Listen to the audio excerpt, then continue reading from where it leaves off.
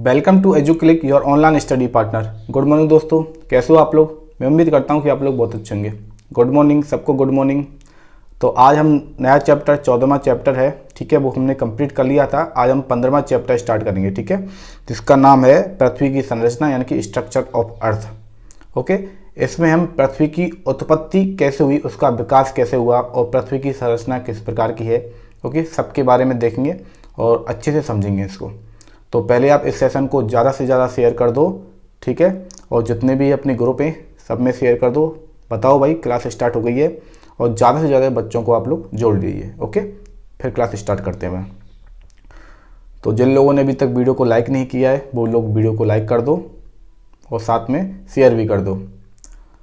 Okay, तो आप लोगों की वैसे पढ़ाई अच्छी चलनी चाहिए।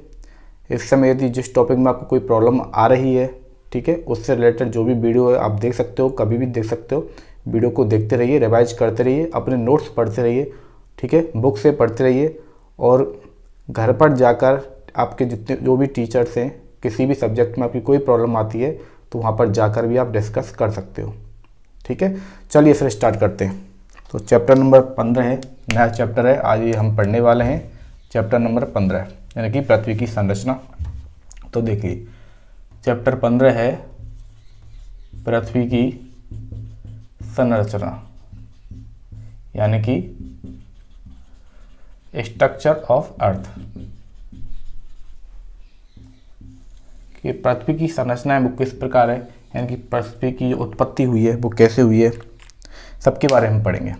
ओके, तो देखिए मैं आपको बता देता हूँ। देखिए ये हो गई पृथ्वी, ठीक है।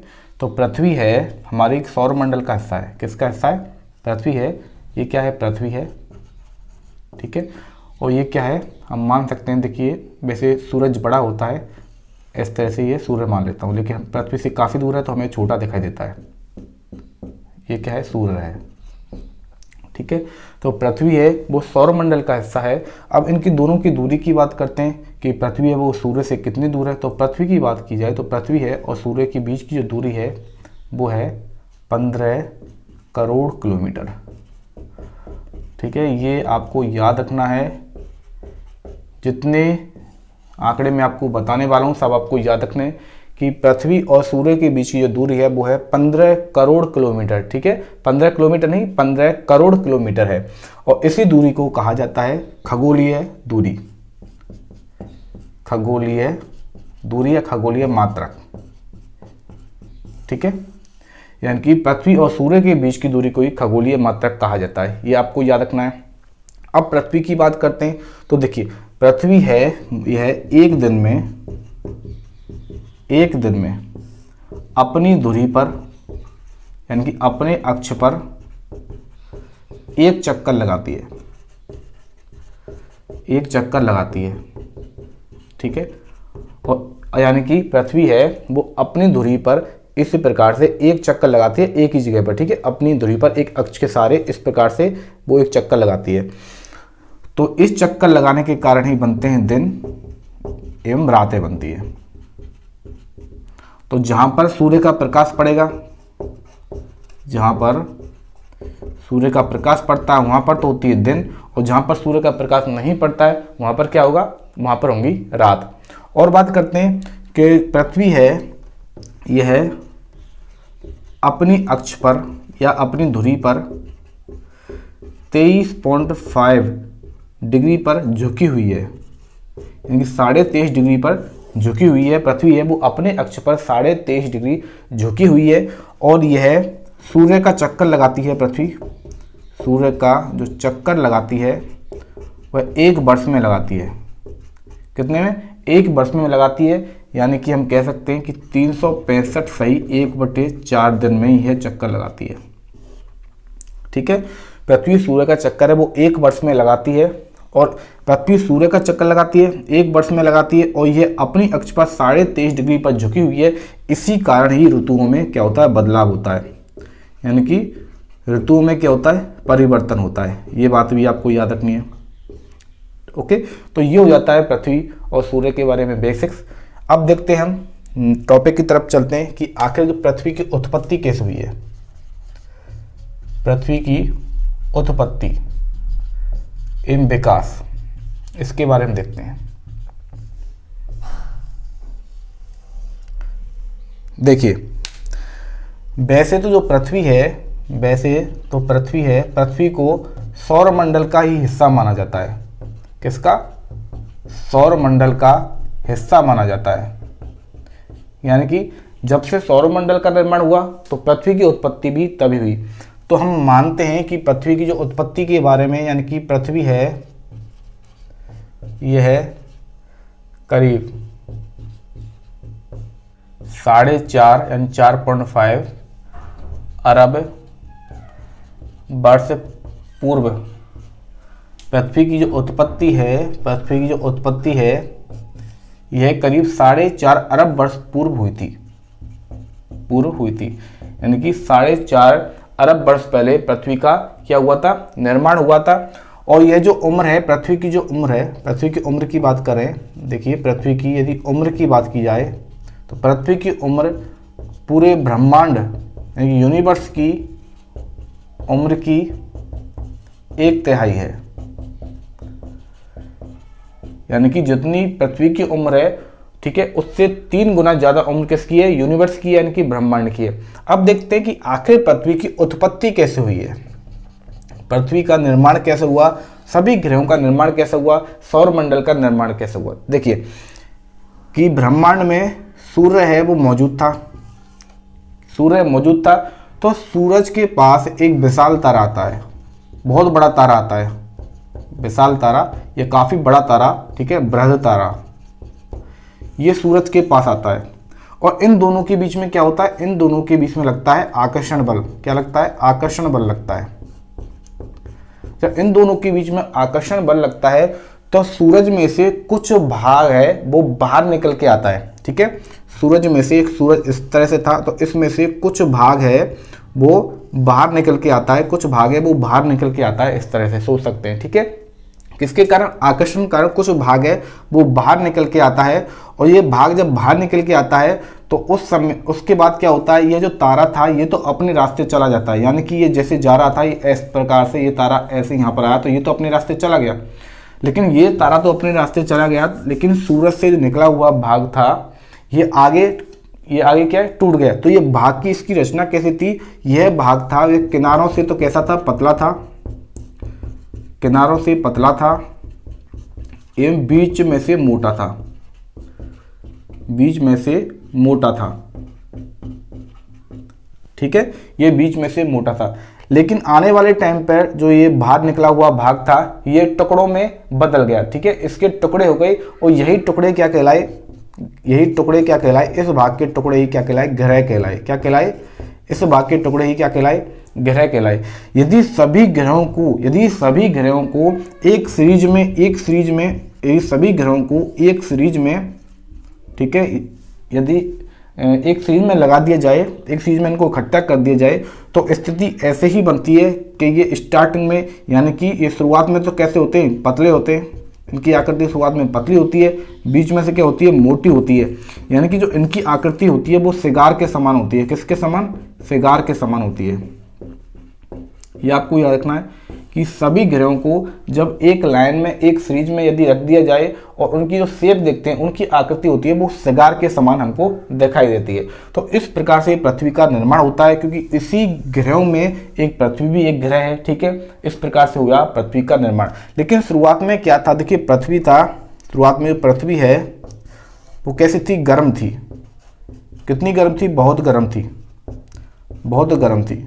और इसकी जो घूमने की गति थी, पृथ्वी की जो घूमने की जो गति थी वो भी क्या थी? अधिक थी, ठीक है। लेकिन इसको ठंडा होने में बहुत समय लग गया। ठंडा होने में क्या? इसको बहुत समय लग गया। तो जैसे ही ये पृथ्वी ठंडी होती गई, ठीक है, ठंडी होती गई तो इसमें क्या हुआ? जो इसकी पृथ्वी की जो भारी सतह थी, ठीक है, जो भारी जो परतें थी, भारी सतह थी, ठीक है, वो तो अंदर की तरफ चली गई, और जो हल्के तत्व थे या हल्की सतह थी, ठीक है, वो भारी सतह के रूप में बन जाती है। ये आपको याद रखना है। और बात करें यदि पृथ्वी की बात की जाए तो पृथ्वी के कुछ अन्य नामों की बात की जाए तो पृथ्वी के अन्य नाम हैं, जैसे इसको कहा जाता है भूमि,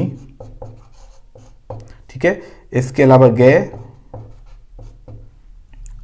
और टेरी, ये आपको याद रखना है। ये क्या है? भूमि, गय और टेरी क्या है? ये पृथ्वी के अन्य नाम हैं, पृथ्वी के अन्य नाम हैं, अन्य नाम है। और पृथ्वी को वैसे क्या कहा जाता है? वर्ल्ड कहा जाता है, ठीक है, यानी कि विश्व कहा जाता है पूरी पृथ्वी को, ये आपको याद रखना है, ठीक है।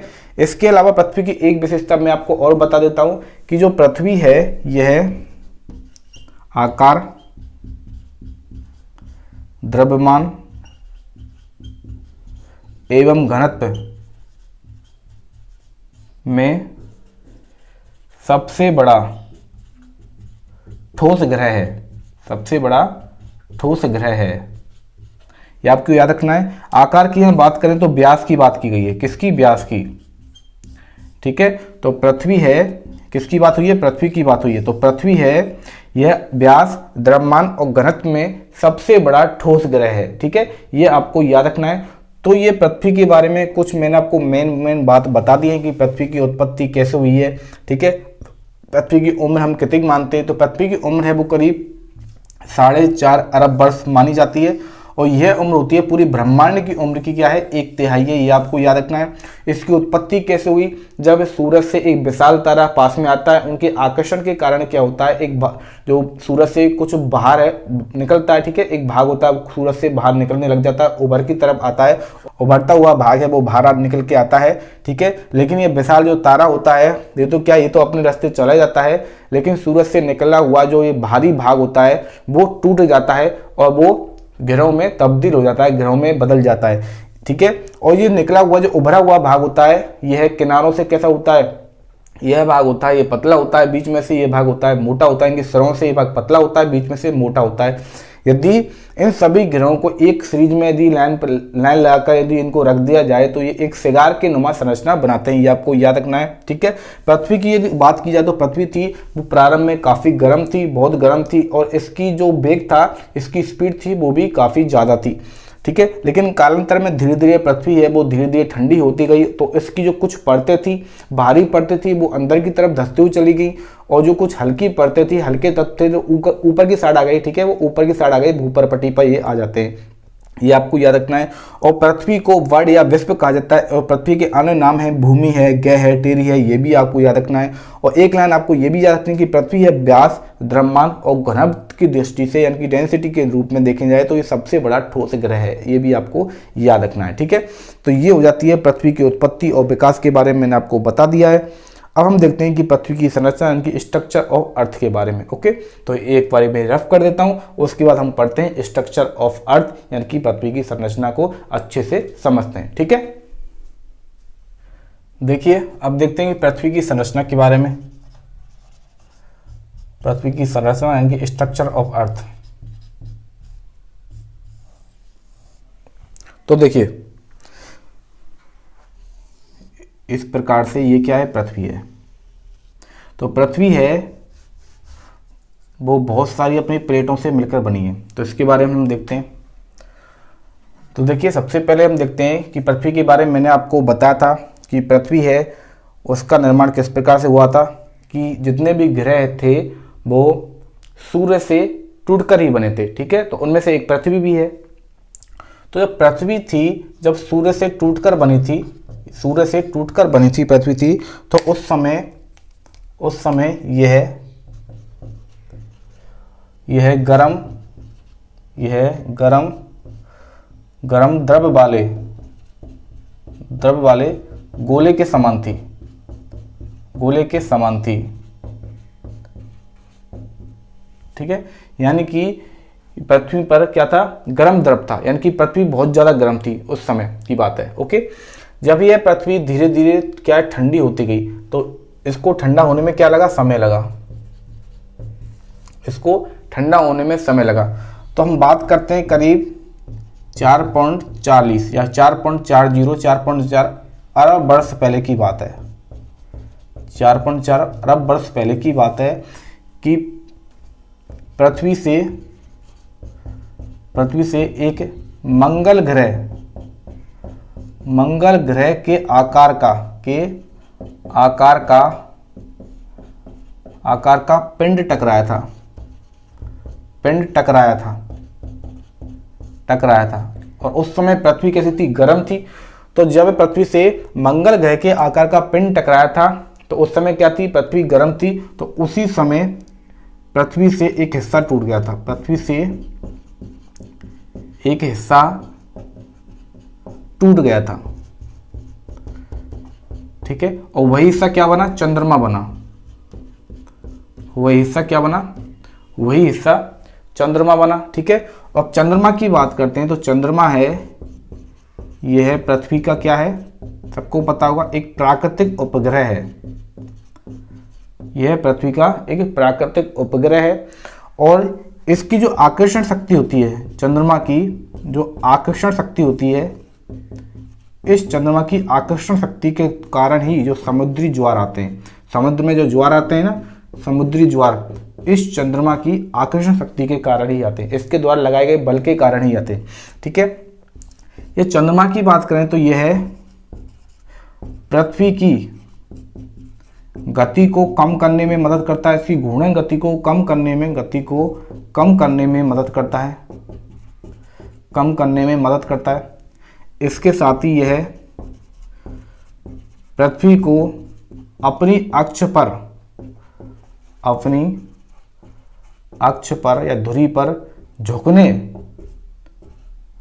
पर ठीक है, झुकने में मदद करता है।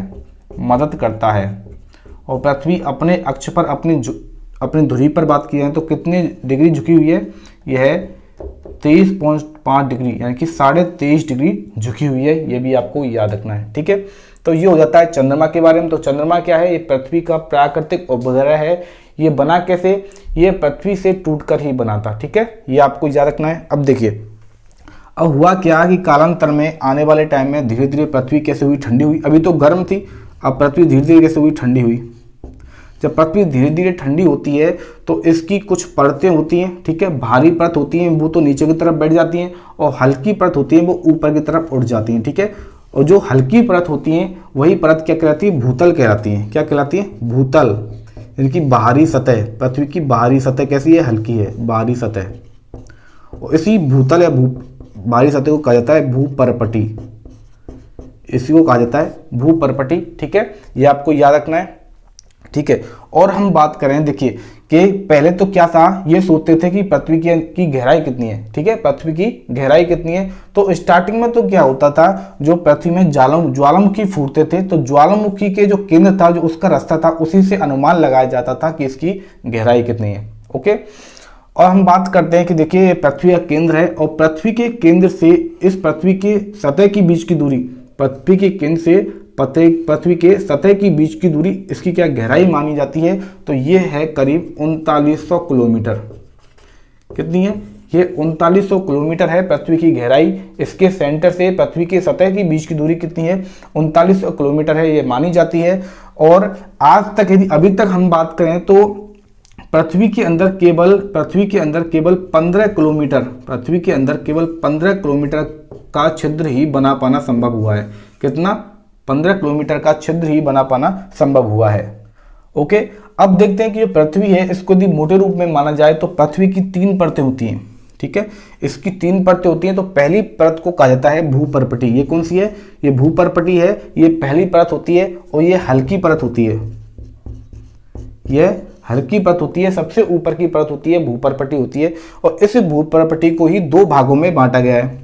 पहला तो होता है जलमंडल, ठीक है। और दूसरा इसका भाग है वो है स्थलमंडल में बांटा गया। तो जलमंडल में क्या आता है? जलमंडल में समुद्र आते हैं, ठीक है, जहां पर पानी है, समुद्री भाग है। और स्थलमंडल में क्या आते हैं? ये उबड़ खाबड़ वाला भाग है, यहाँ पे बिल्कुल भी एक समान भाग नहीं है। यहाँ पर कई तो क्या है? पहाड़ है, ठीक है, ज्वालामुखी है। ये स्थलमंडल वाला भाग है। अब देखिए, अब ये जलमंडल और स्थलमंडल, अब जो वायुमंडल है वो इसी स्थलमंडल वाले भाग में आता है। वायुमंडल भी किस में आता है? स्थलमंडल वाले भाग में ही आता है। वायुमंडल है वो भी स्थल मंडल वाले भाग में आता है।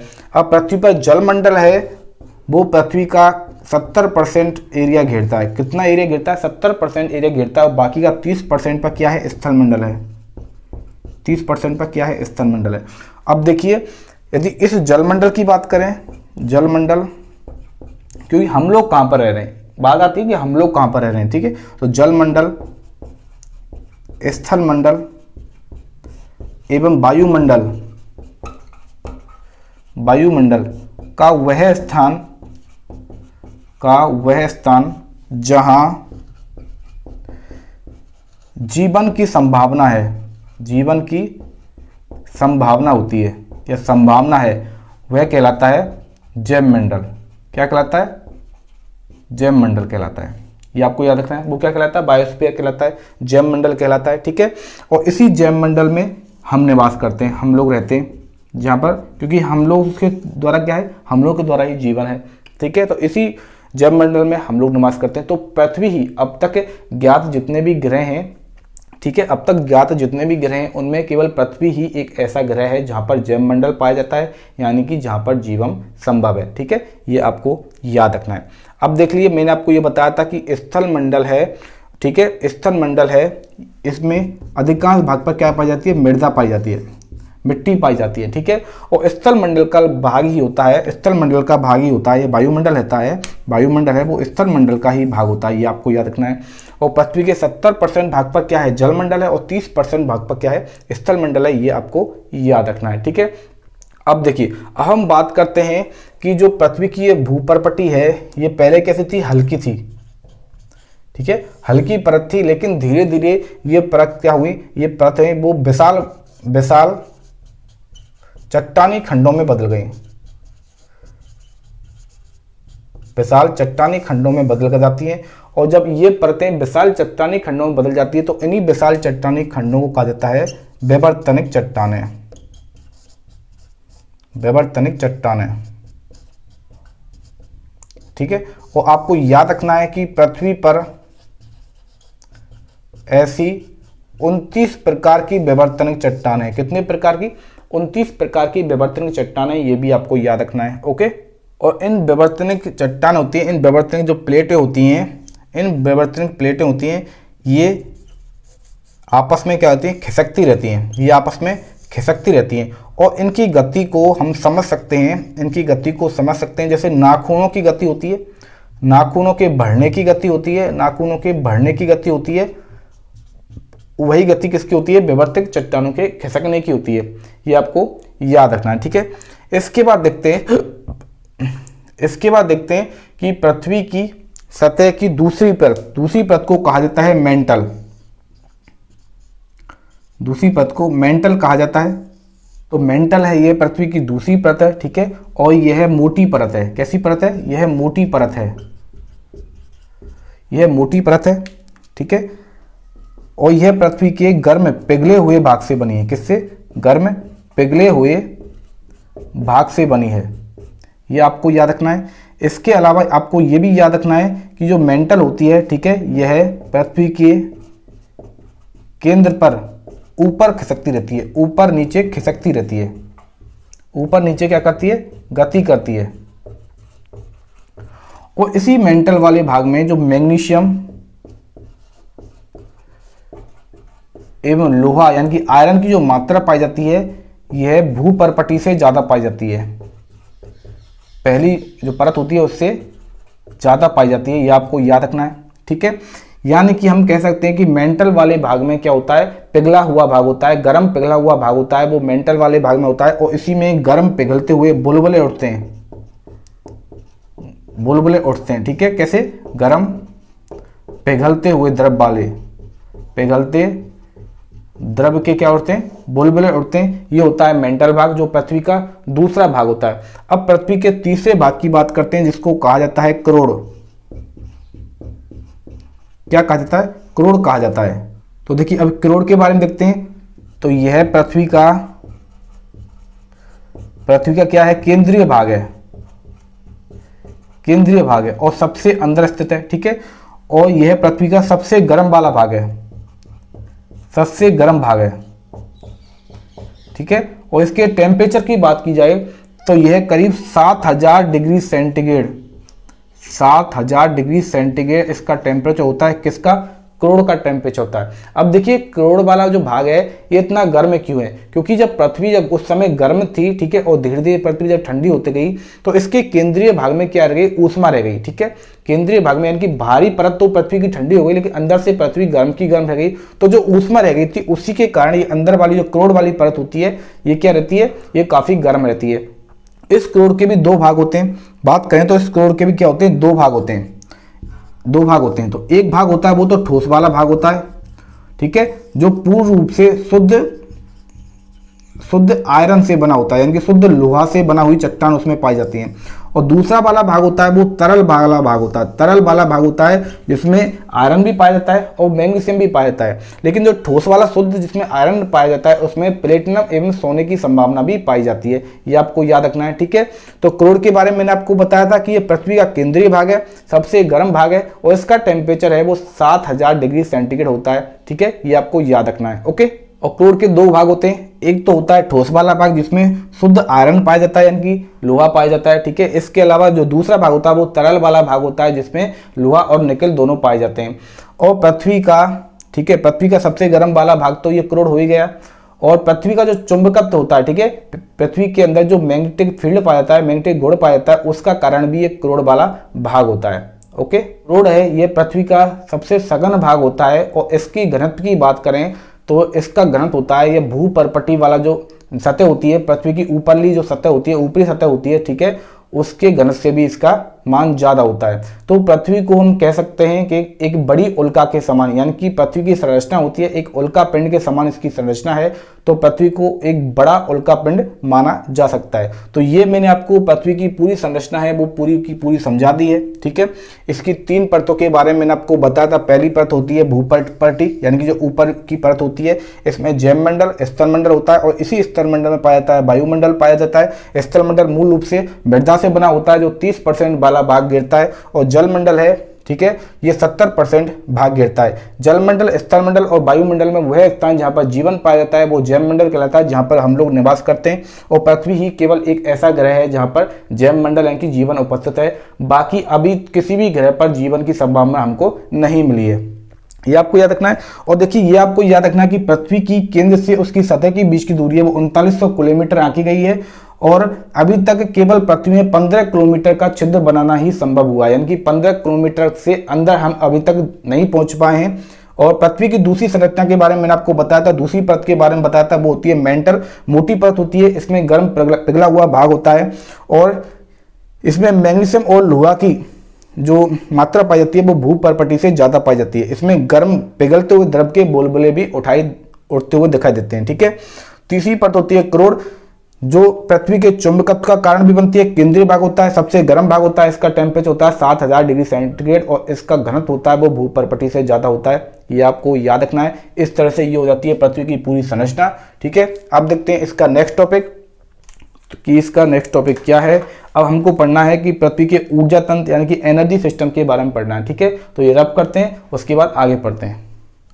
अब देखते हैं जो नेक्स्ट टॉपिक है वो है पृथ्वी के ऊर्जा तंत्र। तो देखिए पृथ्वी के ऊर्जा तंत्र यानी कि एनर्जी सिस्टम ऑफ अर्थ के बारे में बात करते हैं। तो पृथ्वी की जो शक्तियाँ होती हैं, ठीक है, जिनको विवर्तनीय शक्तियाँ कहा जाती हैं, तो वो क्या करती हैं, पृथ्वी की सतह को लगातार बदलने के लिए कार्यरत होती हैं, ठीक है। वो पृथ्वी की सतह में लगातार परिवर्तन करने का कार्य करती हैं और उन्हीं विवर्तन शक्तियों के बारे में हम पढ़ेंगे। तो उनको 2 भागों में बांटा गया है, आंतरिक विवर्तन शक्तियाँ और बाहरी विवर्तन शक्तियाँ, ठीक है। इनकी बात देखते हैं। तो देखिए सबसे पहले हम पढ़ते हैं आंतरिक विवर्तन शक्तियाँ यानी कि इंटरनल मोल्डिंग फोर्स के बारे में। तो देखिए वे शक्तियाँ जो पृथ्वी के अंदर रहकर कार्य करती हैं, ठीक है। और उसके द्वारा क्या होता है कि पृथ्वी की जो चट्टानें होती हैं, पृथ्वी की जो परतें होती हैं, ठीक है, उनमें हलचल होती है, उनमें कंपन पैदा होते हैं और वो सब किसके कारण होते हैं, इन आंतरिक विवर्तन शक्तियों के कारण होते हैं। तो इनकी कुछ एप्लीकेशन के बारे में हम पढ़ेंगे, जैसे कि भूकंप का आना है, ज्वालामुखी का फटना है, ठीक है, और सुनामी का आना है। तो ये आंतरिक विवर्तन शक्तियों के उदाहरण हैं, इनके बारे में हम एक एक करके पढ़ेंगे। तो पहले आप थोड़ा सा ये देख लीजिए कि आंतरिक विवर्तन शक्तियाँ होती क्या हैं। तो देखिए कि जो आंतरिक विवर्तन शक्तियाँ होती हैं वो भूगर्भ के लंबवत कार्य करती हैं। तो लंबवत कार्य करती है तो क्या हुआ कि पृथ्वी की परतें हैं तो ऊपर जाएंगी या फिर नीचे की तरफ जाएंगी। यदि वो क्षैतिज रूप से कार्य करती हैं तो एक तरंगनुमा संरचना का निर्माण करती हैं, तरंग उत्पन्न करती हैं, जिसकी वजह से क्या आते हैं, भूकंप या सुनामी वगैरह आते हैं। ठीक है, तो देखिए अब सबसे पहले हम पढ़ते हैं ज्वालामुखी के बारे में कि आखिर ज्वालामुखी क्या होता है। ज्वालामुखी को इंग्लिश में कहा जाता है वोल्केनो। ओके, तो देखिए ज्वालामुखी के बारे में हम पढ़ते हैं। तो अपना टॉपिक है ज्वालामुखी।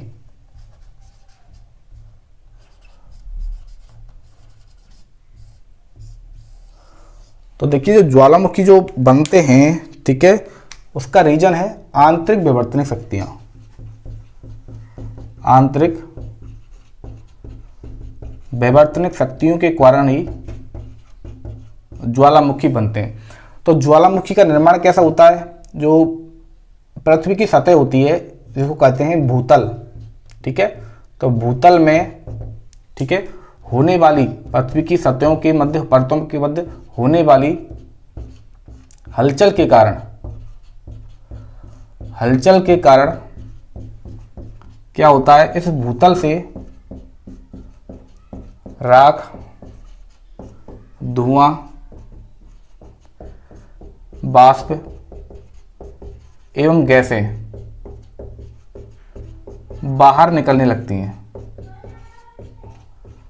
बाहर निकलती हैं। किस प्रकार से, देखिए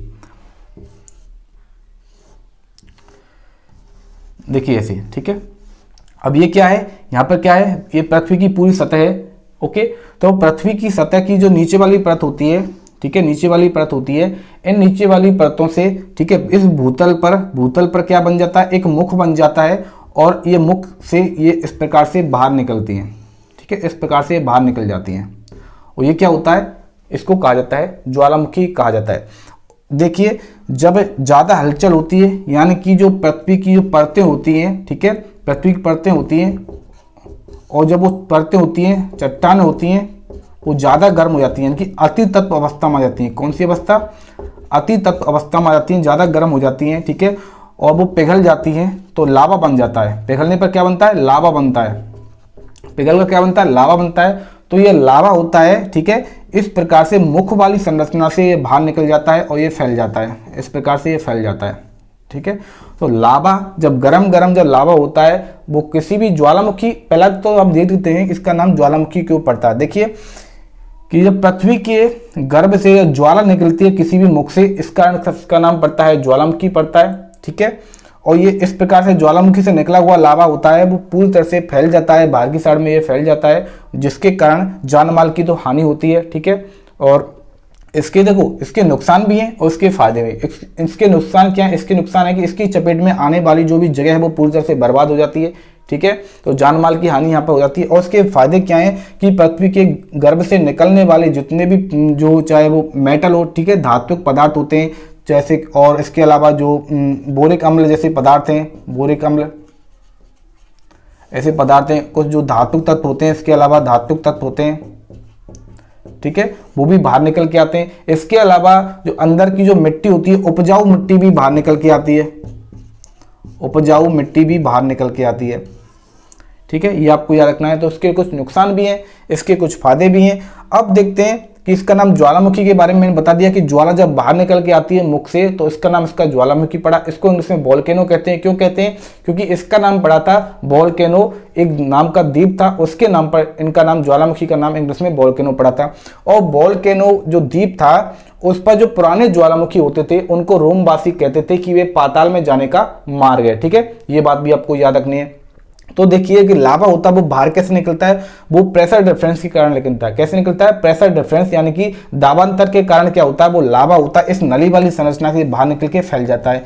ये आपको याद रखना है। ठीक है, जान माल के नुकसान होता है और इसके कारण इसके फायदे भी होते हैं। ठीक है, कुछ धातु तत्व, उपजाऊ मिट्टी भी इनसे हमको मिल जाती है। ये बात अभी आपको याद रखनी है। तो ज्वालामुखी होते हैं वो सक्रिय टाइप के भी होते हैं, ठीक है, कम सक्रिय भी होते हैं। ठीक है, जो जल्दी जल्दी फूटते रहते हैं या फिर पूरी तरह से वो बिल्कुल बंद हो जाते हैं। ठीक है, तो कुछ ज्वालामुखी ऐसे भी रहते हैं, ये आपको याद रखना है। तो ये हो जाता है ज्वालामुखी के बारे में हमने पढ़ लिया कि ज्वालामुखी क्या होता है, पृथ्वी की हलचल के कारण होने वाले जो कंपन होते हैं। ठीक है, जिसके कारण क्या होता है, जिसके कारण पृथ्वी के भूतल से धुआं का बाहर निकलना, राख का बाहर निकलना, ओके। इसके अलावा गैसों का बाहर निकलना, जल वाष्प का बाहर निकलना, यानी वाष्प का बाहर निकलना, ये ज्वालामुखी के अंदर आता है। इसके अलावा जब पृथ्वी की चट्टान है वो अति तत्व अवस्था में आ जाती है, इनकी पिघल जाती हैं, तो उसको लावा कहते हैं। और लावा भी दाबांतरण के कारण जब बाहर निकलता है तो वो भी ज्वालामुखी ही कहा जाता है। ये आपको याद रखना है। तो ये सब ज्वालामुखी के अंदर आते हैं, ठीक है। इससे रासायनिक पदार्थ जैसे गंधक है, बोरिक अम्ल है आदि बाहर निकल जाते हैं। कीमती धातुएं हैं वो भी लावा के साथ बाहर निकल कर आती हैं। तो ये आपको इतना ही याद रखना है ज्वालामुखी में, ठीक है। अब हम देखते हैं कि भूकंप यानी कि अर्थक्वेक के बारे में, कि भूकंप क्या होता है, ओके। तो अब पढ़ते हैं भूकंप के बारे में। भूकंप यानी कि अर्थक्वेक।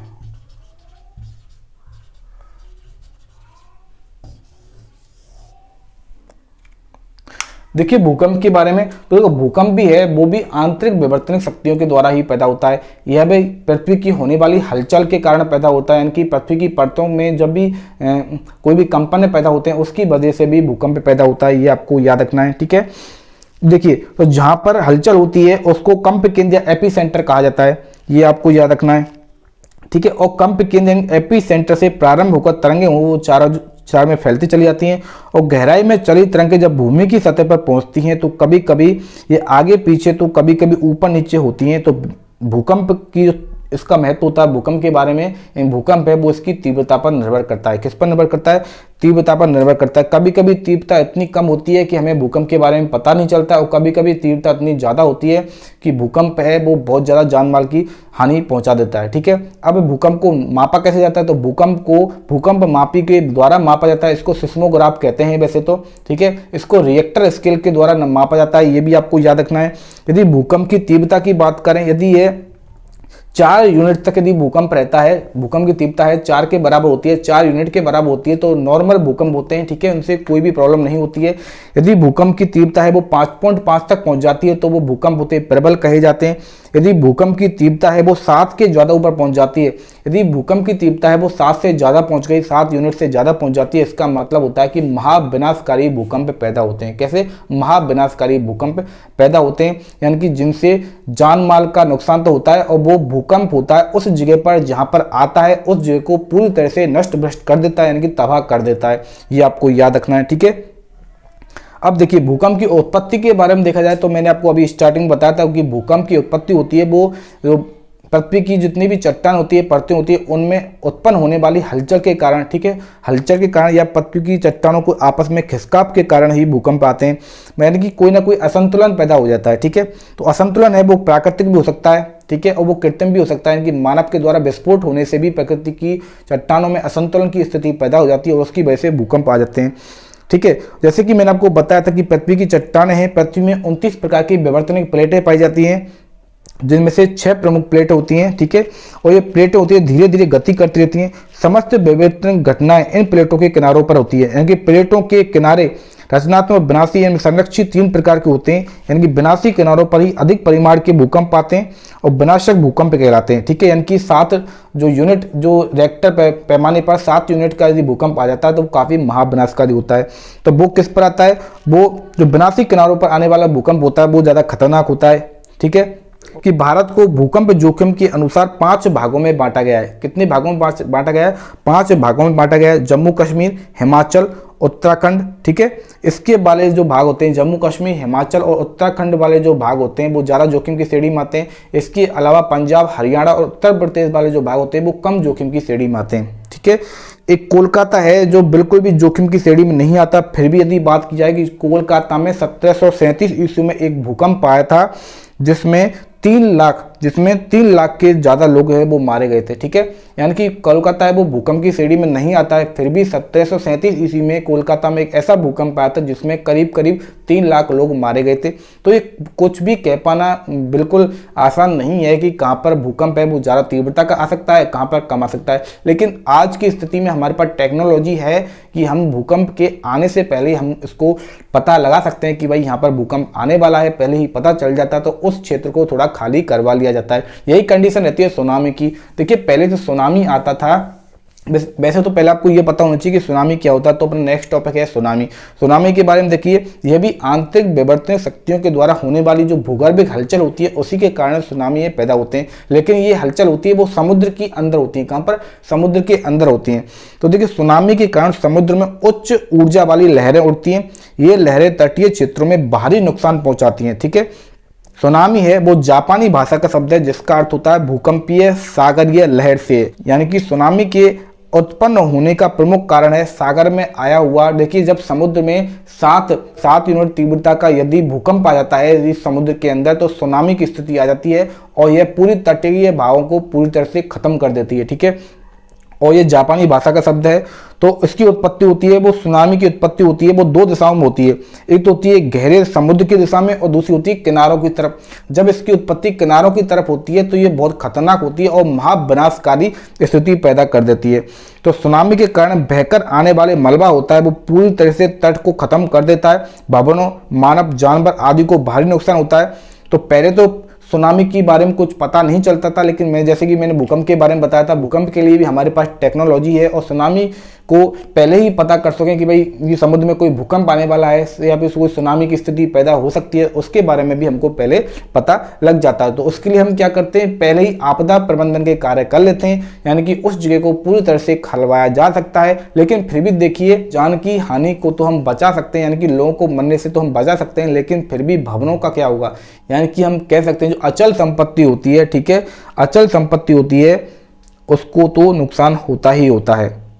ओके, अब इसमें एक बात तो दे रखी है कि भारत के राष्ट्रीय समुद्र विज्ञान संस्थान जो कि कहाँ स्थित है, गुजरात में स्थित है, उसने धौलावीरा गुजरात में समुद्र के अंदर एक डूबा बंदरगाह को खोज निकाला था और यह बंदरगाह है वो हड़प्पा संस्कृति का माना जाता है। किसका? हड़प्पा संस्कृति का माना जाता है, जो आज से करीब 1500 वर्ष पहले थी। ठीक है, 1500 वर्ष पुराने इस जो धौलावीरा बंदरगाह की खोज की गई थी और इस समय यह दब गया था समुद्री तूफान के कारण, यानी कि यह भी सुनामी के कारण दब गया था। तो इसमें एक चीज पाई गई थी कि यहाँ पर जो दीवारें थी वो करीब 14 से 18 मीटर करीब 14 से 18 मीटर चौड़ी थी।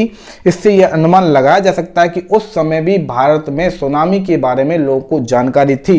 ठीक है, कि उससे निपटने के किस प्रकार से प्रयास किए जाएं। उसी कारण वहाँ पर 14 से 18 मीटर चौड़ी दीवार को बनाया गया था। जो धौलावीरा जो पुराना बंदरगाह की खोज की गई थी वो स्थित है गुजरात में, ये आपको याद रखना है। और यह 1500 वर्ष पहले हड़प्पा संस्कृति का बंदरगाह माना जाता है। ठीक है, तो इस प्रकार से ये आपके टॉपिक हो जाते हैं। आंतरिक विवर्तनिक शक्तियों के बारे में मैंने आपको बता दिया है, ज्वालामुखी मैंने आपको बता दिया है। ठीक है, इसके बाद मैंने आपको बताया था भूकंप के बारे में। भूकंप में आपको याद रखना है कि यह रिएक्टर पैमाने पर इसको मापा जाता है। इसका जो मेजरमेंट डिवाइस होती है वो सिस्मोग्राफ कहलाता है। ठीक है, भूकंप मापने का यंत्र सिस्मोग्राफ कहलाता है। इसको रिएक्टर स्केल पर मापा जाता है। यदि रिएक्टर स्केल की वैल्यू है वो 4 के कम होती है, 4 के बराबर होती है, तो भूकंप है नॉर्मल आता है। 5.5 के ऊपर भूकंप है वो विनाशकारी होते हैं। और यदि 7 रिएक्टर यूनिट यदि आ जाती है किसी भी भूकंप की तो वो महाविनाशकारी होते हैं, यानी कि वो भूकंप उस जगह को पूरी तरह से खत्म कर देता है। ठीक है,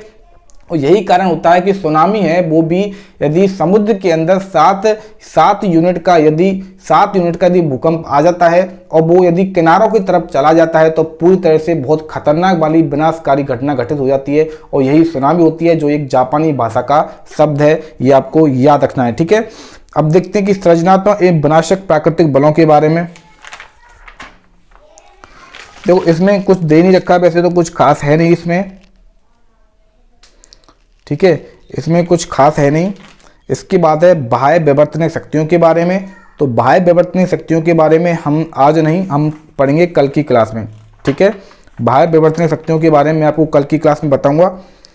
तो देखिए, आज मैंने आपको पृथ्वी की उत्पत्ति, इसके विकास के बारे में, इसकी पूरी संरचना को समझा दिया। इसके अलावा पृथ्वी का जो ऊर्जा तंत्र है उसमें मैंने आपको आंतरिक विवर्तनिक शक्तियों के बारे में भी पढ़ा दिया, जिनमें से हमने पढ़ा था सबसे पहले ज्वालामुखी के बारे में, ठीक है, भूकंप के बारे में और सुनामी के बारे में, ये हम कर चुके हैं। और इसके बाद जो बाह्य विवर्तनिक शक्तियों वाला टॉपिक है उसको हम नेक्स्ट क्लास में करेंगे। तो आज आपकी क्लास होगी और इसी तरह से मैं आपकी सैटरडे को भी मैं आपकी क्लास लेने वाला हूँ। ठीक है, सैटरडे को आपकी क्लास की छुट्टी नहीं होगी, साइंस की क्लास है वो आपको सैटरडे पर भी होने वाली है। ओके, ठीक है, तो ये क्लास हम यहीं ख़त्म करते हैं, ये सेशन हम यहीं ख़त्म करते हैं। इस सेशन को आप ज़्यादा से ज़्यादा लाइक करना, और जिन लोगों ने अभी तक चैनल को सब्सक्राइब नहीं किया, जो अभी अभी हमारे चैनल के साथ जुड़े हैं, वो चैनल को सब्सक्राइब करेंगे, साथ में बेल आइकन दबाएंगे, जिससे आपको चैनल से रिलेटेड हर एक नोटिफिकेशन अपडेट आपको मिल सके। ठीक है, तो भाई वीडियो को ज़्यादा से ज़्यादा शेयर करना, ताकि और लोगों तक भी पहुँच सके और वो भी इसका फ़ायदा उठा सकें। ठीक है, मिलते हैं अपनी कल की नेक्स्ट की वीडियो में। तब तक आप हंसते रहिए, मुस्कुराते रहिए और शानदार तरीके से घर बैठकर पढ़ाई को जारी रखिए। मिलते हैं कल की नेक्स्ट क्लास में।